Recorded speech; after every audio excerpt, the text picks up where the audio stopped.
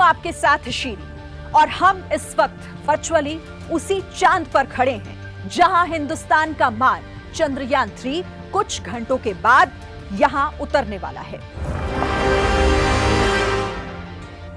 चंद्रयान न सिर्फ इतिहास लिखने वाला है बल्कि भविष्य की इबारत भी लिखेगा, क्योंकि चंद्रयान सिर्फ यहां की तस्वीरें नहीं खींचेगा बल्कि चांद के रहस्य से पर्दा उठाने आ रहा है। कौन सा वो हथियार होगा जो चांद के रहस्य पर करेगा वार?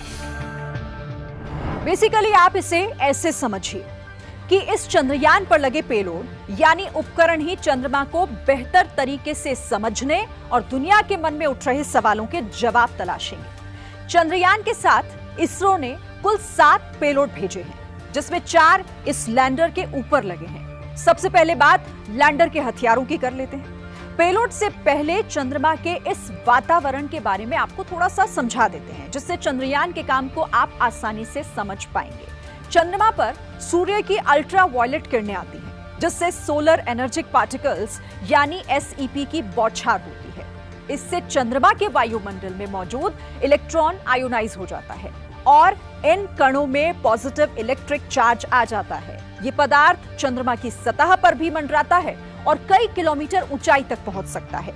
जैसे ही इस इलाके में रात होती है तो ये समूचा गैसीय पदार्थ वापस चंद्रमा की सतह पर गिर जाता है। फिर जब सूर्योदय होता है तो ये पदार्थ बनने लगता है और एक बेहद महीन वातावरण चंद्रमा के चारों तरफ छा जाता है। पेलोड के जरिए किया जाता है।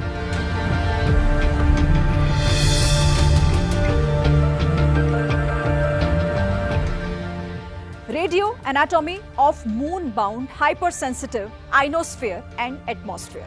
आसान भाषा में अगर इसे समझें तो चांद के वातावरण में बदलाव की स्टडी करेगा।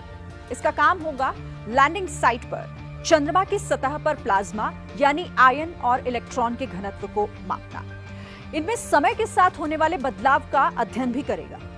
चंद्रमा पर पृथ्वी जैसा वातावरण नहीं है, लेकिन इसमें गैसें होती हैं जो आयनों में बदल जाती हैं और सतह के बहुत करीब होती हैं। ये दिन और रात के साथ बदलता रहता है और पेलोड इसकी स्टडी करके ये समझने में मदद करेगा कि समय के साथ चंद्रमा की सतह की गैस और प्लाज्मा में किस तरीके से पूरा वातावरण बदल जाता है।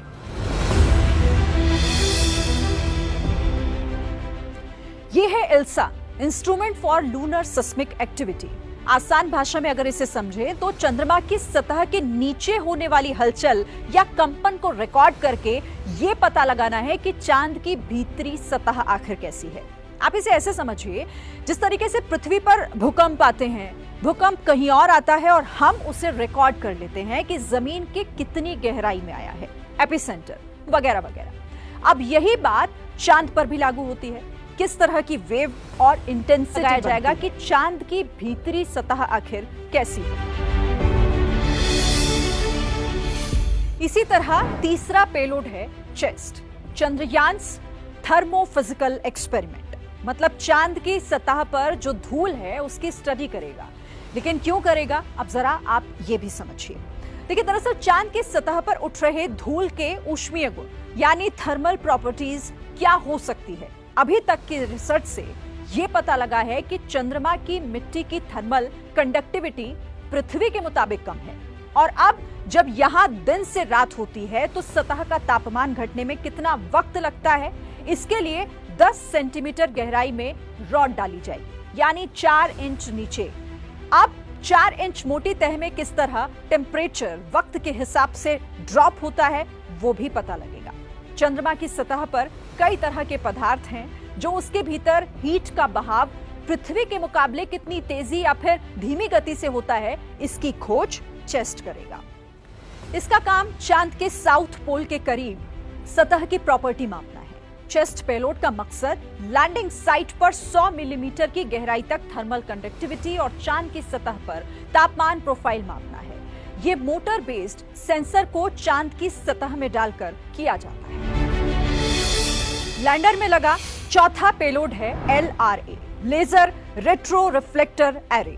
नासा का दिया ये पेलोड हमें चांद और पृथ्वी के बीच दूरी की सटीक जानकारी देगा।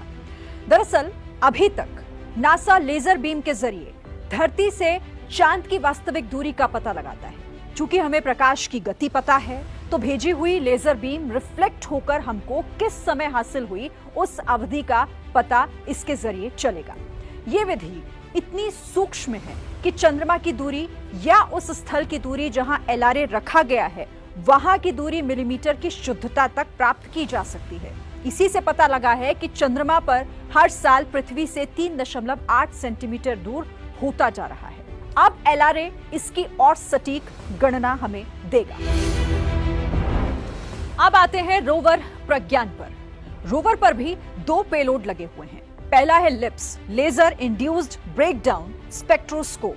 चंद्रमा की सतह में मौजूद तत्वों का पता इससे लगेगा।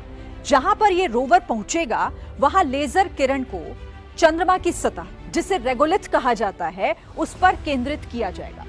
इससे चंद्रमा की सतह पर सामग्री पिघल जाएगी और इससे एक गैस बनेगी। उसका स्पेक्ट्रोस्कोपी लिया जाएगा। इससे पता चलेगा कि उस पदार्थ में किस तरह के तत्व मौजूद हैं। यह भी पता चलेगा कि पृथ्वी के मुकाबले इस मटेरियल की संरचना में कितना फर्क है और इन तत्वों में कोई दुर्लभ किस्म के तत्व शामिल हैं या नहीं। दूसरा पेलोड है अल्फा पार्टिकल एक्सरे स्पेक्ट्रोमीटर। चंद्रमा की मिट्टी की जांच करेगा। इसका भी काम लिप्स जैसा ही है। इसमें एक रेडियोधर्मी पदार्थ है, क्यूरियम 244। ये एक रेडियो एक्टिव पदार्थ है जिससे अल्फा कण और एक्सरे निकलती है। इसे टारगेट के ऊपर डाला जाता है, जिससे उस टारगेट को अतिरिक्त ऊर्जा मिलती है और ये अल्फा कण और एक्सरेज वापस परावर्तित होकर स्पेक्ट्रोस्कोप में पहुंचती है। लेकिन इस बार इनकी एनर्जी थोड़ी अलग होती है। ऊर्जा कितनी घटी, उसके आधार पर टारगेट के मटेरियल की संरचना और उसमें मौजूद तत्वों के बारे में सूचना मिलेगी। और अब आखिर में बात प्रपल्शन मॉड्यूल की। इसका मकसद लैंडर को चांद के पास कक्षा में पहुंचाना था, लेकिन इसको खाली हाथ नहीं भेजा गया। इसमें भी एक इंस्ट्रूमेंट रखा गया है, शेप। ये एक स्पेक्ट्रोपोलरीमीटर है जो इंफ्रारेड तरंगों पर काम करेगा और ये पृथ्वी का एक ग्रह की तरह स्टडी करेगा। पृथ्वी की पोलरीमीटर की स्टडी हमें सौर मंडल के बाकी मटेरियल के साथ कंपेयर करने के लिए एक आधार प्रदान करेगा। भविष्य की स्टडी में अंतरिक्ष में अन्य ग्रह या चंद्रमा या फिर खगोलीय पिंड से उत्सर्जित प्रकाश के ध्रुवीकरण के साथ इसकी तुलना करके वहां पर जीवन की संभावनाओं का अंदाजा लगाया जा सकता है। तो कुल मिलाकर ऑर्बिटर, लैंडर और रोवर के पेलोड का उद्देश्य है चंद्रमा की सतह, वातावरण और चंद्रमा के भीतरी तहों की गहराई से जानकारी जुटाना, जिसके आधार पर चंद्रमा के रहस्यों से पर्दा उठ पाएगा और जिंदगी की संभावनाएं तलाशी जाएंगी।